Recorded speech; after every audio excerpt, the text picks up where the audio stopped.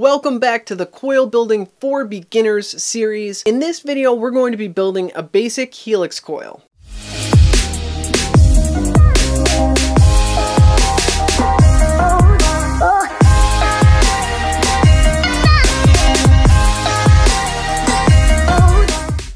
I'm Sherlock Holmes, and in this series, I cover different tips, tricks, techniques, coils, all geared toward beginner builders. In my opinion, helixes are wildly underrated. It's a fantastic coil for clouds and flavor. And one of the great things about a helix coil is there's a million different variations. So in this video, we're going to stick to the basics, but in later videos throughout the series, we will expand upon those. For a beginner coil, this is a little bit more along the lines of an advanced one. Let's jump right into this. I'm pretty sure that if you're attempting this coil, you already know some basic principles, so I'm not going to cover straightening wire. We need basic build tools. There's nothing special that we need for this coil, so all your standard stuff. We are going to be using swivels for this. To build the helix coil, I'm going to be using 26 gauge 316L stainless steel, and those are going to be my main core wires. And then for the actual helixed in portion, I'm using 34 gauge Canthal. Anytime you twist wire together, it's going to shorten the overall length. Because we're going to be twisting our core wires, we're going to need more than if we weren't going to twist them. I'm going to start by taking a 22-inch piece of the 26 gauge stainless steel off of the spool. This is going to be our main core wire. First, we're going to straighten it up. We're going to set it up like we do any kind of fuse clapped in. So thread it through the swivel, touch both ends together, leave a little bit on the end that doesn't have the bend in it yet because we are going to put a bend in it. So just pinch and pull down to the swivel, just making sure they're both the same length. We don't want any slack in these wires, so pinch at the swivel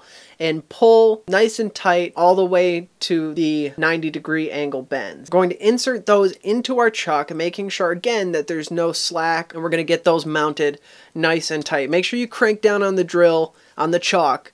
Make sure nothing's going to go anywhere because we're going to be putting a fair amount of tension on these guys. Now that we have our cores set as a fuse clapped in would be, we're going to grab the other end, the swivel end, with the pair of pliers so that the swivel cannot spin. This is going to cause our wires to spin together. As they spin, it's going to get shorter and shorter. So if your drill is stationary or fixed, you need to figure out a way for that to be able to move freely because again, the overall length of the wire is going to shorten. Don't spin the hell out of this. Go nice and slow. Keep everything parallel and even and level. You want your wraps to be as clean and consistent as possible. Maintain a light tension throughout the whole time you're twisting these wires. There's no right or wrong way as far as how much you need to twist this. In my experience, I've found the more I twist it, the more it creates channels and crevices for juice to get trapped in, creating better flavor for me. So I try to twist it as small as possible. The tighter you twist this together,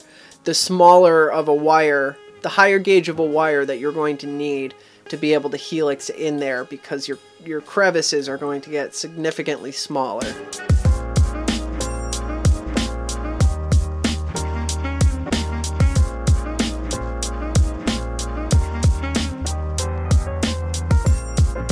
Once you've reached your desired twist, it's time to helix in our other wire. I'm going to take my 34 gauge and insert it in the chuck. You might have to open up your chuck, mount it in, tie it around the core wires and tighten that back down, but whatever you need to do, we just need to get that mounted. Everything needs to be spun in the same direction, so if you twisted your cores clockwise, you're going to need to do your helixes clockwise. And I use a lot of tension on my spool as I'm doing this because I want to make sure that that helix wire really lays nice and snug in there. There is a little bit of trial and error here. You just want to find the right angle. Once you find the right angle, you can kind of rip on it, but just go slow. You don't need to rush through this until you get the hang of it. Take your time, go easy. You're going to use a pretty extreme angle, around 45 degrees or more, leaning heavily toward the swivels. If your twists are at an angle like this, that's the exact angle you want your your helix wire falling into that groove. Play around with it, go slow. Once you get it, there's like that aha moment and it just cruises from there. We're going to have to helix twice. We're going to go down the first time and it's going to leave us every other twist without a helix. So then we're going to go in the second time and finish up that rod.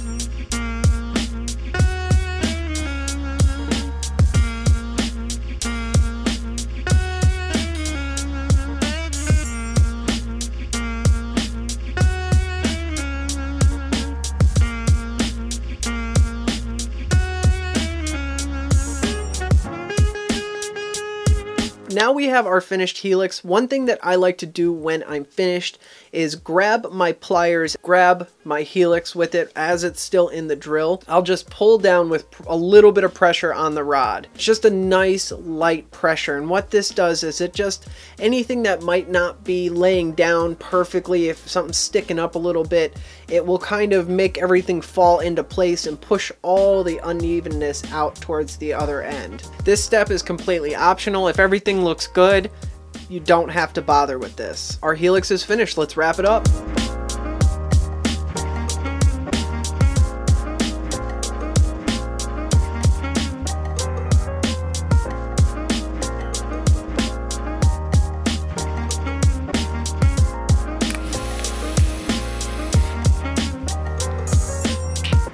I do have these helixes mounted inside the Druga on top of my Supercar Squonk Box by 5G Vape. I did my helixes a 6 wrap on a 2.5 millimeter, and my end resistance is 0.15, which is exactly what I was shooting for because I wanted it on this Squonk Box. I'm getting a nice, really nice warm vape, and the flavor is tremendous. This is a great coil to start building more intricate coils off of these techniques. If you're looking for really exotic coils, I have those, build tools, accessories, all kinds of cool stuff available on my website, sherlockhohms.com. And if you'd like to see my gallery of some of the work that I've done, you can check out my Instagram at sherlockhohms. This coil is just a fantastic vape. It's just really overlooked, and it's a shame because the performance I get off of this is fantastic. And depending on what kind of resistance you build to and the materials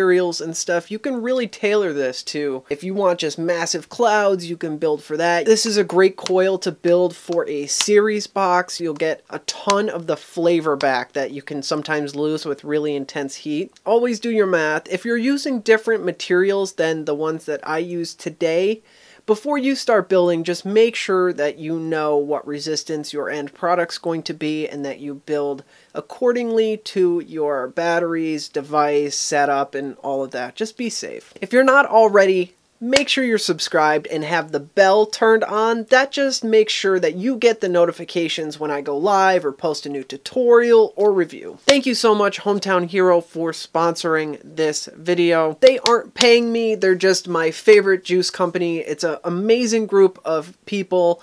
Veteran-owned and operated company. They donate to veteran and artist charities, and they've got a phenomenal line. Oh, they have a phenomenal new line as well. And they actually gave me a coupon code to pass on to you guys to get 15% off your entire order. The coupon code is Mr. Hohms, H-O-H-M-S. So it's M-R-H-O-H-M-S. Thank you so much for watching, guys. I'm Sherlock Holmes, and I'll see you in the next video.